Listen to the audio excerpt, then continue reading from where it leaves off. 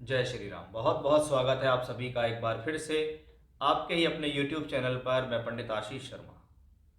जैसा कि आपने थंबनेल में पढ़ा, गुरु शनि का दोहरा गोचर, कल्याणकारी गोचर। ज्योतिष शास्त्र की बहुत सी किताबों के अंदर, बहुत से शास्त्रों के अंदर, बहुत सी क्लासिकल्स बुक्स के अंदर ये बातें बताई गई हैं कि गोचर की भी अपनी अहम भूमिका है। या हम ये भी कह सकते हैं कि हम कुछ मुख्य ग्रहों का गोचर देखकर ये कह सकते हैं कि भी आने वाले साल डेढ़ साल के अंदर आपके साथ ये घटना घट के रहेगी। और इतना भी यदि कोई ज्योतिषी किसी व्यक्ति को बता दे या एक आम आदमी किसी की कुंडली को देखकर ये कह दे कि आने वाले साल भर में आपकी नौकरी लगने वाली है, आपको संतान हो जाएगी या आपका विवाह हो जाएगा, और वो घटना घट जाती है, तो ऐसा लगता है कि वाकई में उसे कितना ज़्यादा ज्ञान है। क्योंकि ज्योतिष शास्त्र को अलग अलग तरीके से घुमा फिरा कर बताने से ज़्यादा बेहतर है कि उसको बहुत सरल तरीके से हम देखें और जानें।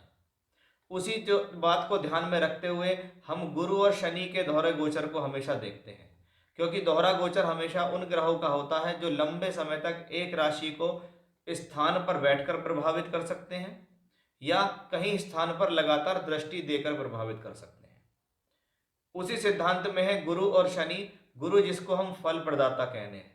हमें किसी भी भाव का अगर फल लेना है, चाहे हमें धन चाहिए, मकान चाहिए, संतान चाहिए, शिक्षा चाहिए, विवाह चाहिए, भाग्य कर्म या लाभ चाहिए, वो बिना बृहस्पति की कृपा के नहीं मिलता। इसलिए बृहस्पति को फल प्रदाता या फ्रूट देने वाला प्लेनेट माना जाता है। वहीं दूसरी तरफ यदि हम देखें तो शनि को हम काल के स्वरूप में देखते हैं, क्योंकि शनि कर्म फल प्रदाता तो है ही है, शनि काल स्वरूप है कि कब आपका वो समय होगा।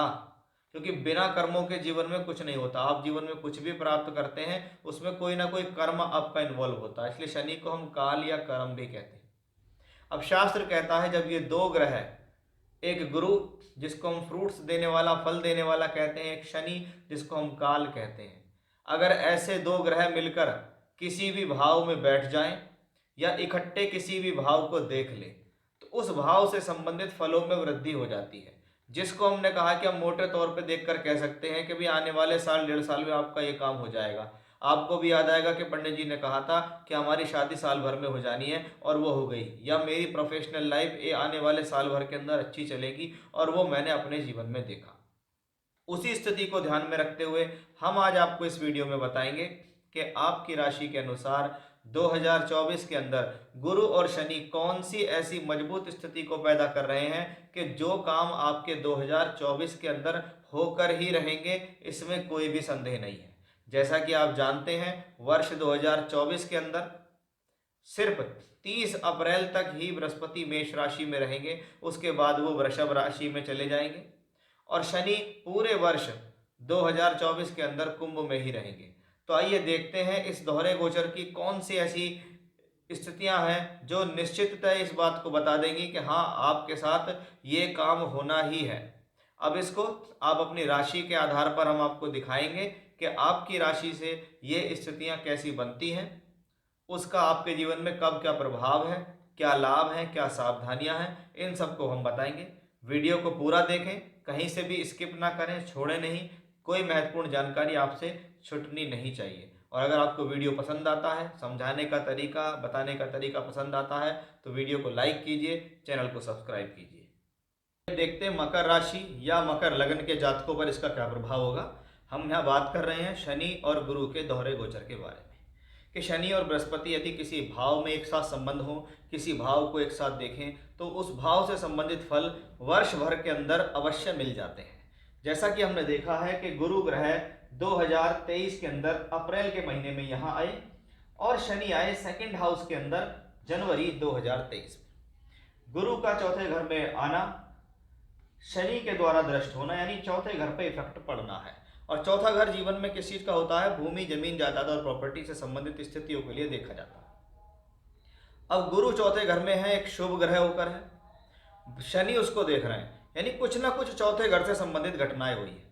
कुछ लोगों ने प्रॉपर्टी खरीद ली, कुछ का मकान बन गया, किसी की मकान की शुरुआत हो गई, किसी ने रिनोवेशन करा लिया, किसी ने वाहन खरीद लिया, किसी ने बदल लिया मकान, कोई पुराने मकान से नए मकान में चला गया, कोई रेंट पे था तो उसने मकान बदल लिया। ऐसा लोगों के साथ हुआ देखा गया, मैंने बहुत सारी कुंडली इस दौरान मकर लगन और मकर राशि के लोगों की देखी, तो उनका दोहरा गोचर इस प्रकार से स्पष्ट काम किया कि उनको बताया गया भी आपके जीवन में ये घटना घट सकती है, और उन्होंने कहा कि हाँ ये घटना हमारे जीवन में घट चुकी है। हमने रिसेंटली ही अभी इस तरीके का काम किया है।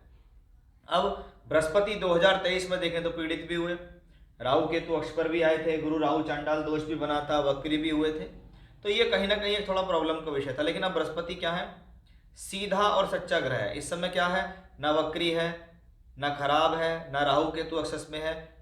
जनवरी, फरवरी और मार्च और अप्रैल, ये 4 महीने बृहस्पति के फेवर में है। अब हमने देखा है कि चौथे घर से संबंधित फल हमें अच्छे अभी भी दिखाई दे रहे हैं अप्रैल के महीने के लास्ट तक। बृहस्पति देख रहा है 8वें घर को, शनि भी देख रहा है 8वें घर को। अब अष्टम भाव क्या है, जो लोग रिसर्च के कामों में हैं, शोध के कामों में हैं, जो लोग जीवन में ऐसे काम करते हैं जिसको हम कहते हैं कि हमने कुछ खोदा, हमने कुछ खोद कर निकाला या हमने रिसर्च करके निकाला। खास तौर पे जैसे माइनिंग्स का काम कोई कर रहा है, ऐसा कोई भी काम जिसमें खनिज पदार्थों का काम, जमीन से संबंधित चीज़ों का काम होता है, जो जमीन से उत्पन्न चीज़ें होती हैं सारी, उन कामों में उसको फायदा है। तो वहीं रिसर्च के लिए अच्छा है, शोध के लिए अच्छा है, एजुकेशन के लिए अच्छा है, पैतृक संपत्ति के लिए अच्छा है, ससुराल पक्ष से सहयोग के लिए अच्छा है, ये हमें यहाँ से दिखाई देता है। अब 1 मई 2024 को गुरु का राशि परिवर्तन होगा। शनि इस वर्ष कोई राशि परिवर्तन नहीं करेंगे। गुरु जब यहां से निकलकर आएंगे यहां पर, यह होगा पंचम भाव। पहले गुरु चल रहे थे केंद्र में, अब चलेंगे त्रिकोण में। केंद्र से बेटर होता है त्रिकोण, क्योंकि केंद्र स्थान विष्णु स्थान है और त्रिकोण स्थानों को हम लक्ष्मी स्थान कहते हैं। कि मैंने पिछले समय में जो कर्म किए हैं उसका धन लेने का समय आ गया कि मेरा बृहस्पति अब राशि से त्रिकोण में है। यहां से मेरा बृहस्पति भाग्य स्थान, लाभ और राशि को, लगन को देखेगा। यानी बृहस्पति का 1 मई के बाद का परिवर्तन आपके लिए बेहद खास है। पहली बात, बृहस्पति त्रिकोण में है। दूसरा, बृहस्पति धन का कारक है। तीसरा, वो पंचम भाव जैसे शुभ भावों में है। चौथा, वो बृहस्पति यहां से बैठकर इन लाभ के स्थानों को देखता है। यानी ये 5 खूबियां अकेले ही इस बृहस्पति के अंदर आ गई कि 1 मई 2024 का परिवर्तन आपके लिए एक बहुत ही खास परिवर्तन होने वाला है, क्योंकि गुरु आपकी राशि से पंचम भाव में आते हैं। पंचम भाव विद्या, बुद्धि, शिक्षा का है, हायर एजुकेशन का है, संतान प्राप्ति का है, संतान के जीवन में राइज करने का है। तो वो सब चीजें कहाँ से आती हैं, इस गुरु की वजह से ही। तो पहली श्योरिटी गुरु की ये हुई कि आपके लिए अच्छा समय की बहुत अच्छी स्थिति शुरुआत कहाँ से होती है, यहाँ से। हमारा विषय है दौरा गोचर का, कि गुरु यहाँ से बैठ के 11th हाउस को देखेंगे। शनि ऑलरेडी 11th को देख रहे हैं। शनि को कोई और व्यक्ति भी चाहिए कि मैं अगर लगातार 11वें घर को देख रहा हूँ, धन भाव से बैठ के देख रहा हूँ, यानी दूसरे का और 11वें का संबंध। तो वहीं वृषभ राशि से बैठकर, लक्ष्मी त्रिकोण भाव से बैठकर 11वें को देख रहा है गुरु। यानी गुरु का दोनों जगह अच्छे धन से संबंध बना। और अच्छे धन से संबंध बना का मतलब है कि अकेले गुरु और शनि दोनों ने मिलकर जीवन में दिया है राइज, और वो 100% देंगे। और मैं आपसे हमेशा कहता हूं कि अगर साल भर तक गुरु और शनि दोनों मिलकर किसी भाव में बैठ जाएं, देख लें, संबंध बना लें, उस भाव का कहीं ना कहीं वो भाव फलीभूत होता है। 11th हाउस फलीभूत है तो एक बात पक्की, आने वाले समय में सोर्स ऑफ इनकम बढ़ेगा, वृद्धि होगी, प्रमोशन होगा, तरक्की होगी, काम धंधे के अंदर तरक्की होगी, चाहे व्यापार कर लें चाहे नौकरी कर लें। यानी कह सकते हैं कि ये दोहरा गोचर कितना इफेक्टिव हो सकता है कि आप ये देख लीजिए। मैंने आपको बहुत मोटे शब्दों में समझा दिया कि 11th हाउस से गुरु और शनि का संबंध है। 1 मई के बाद आप राइज करेंगे। अब वो राइज आप उठा पटक करके करें, इजीली करें, या आपकी कुंडली पर डिपेंड है, लेकिन शनि और गुरु को तो राइज देना है और वो राइज देंगे ही देंगे। तो ये था हमारा एक विषय कि शनि गुरु का दौरा गोचर कैसे आपके लिए वरदान साबित हो सकता है 2024 में। जय श्री राम।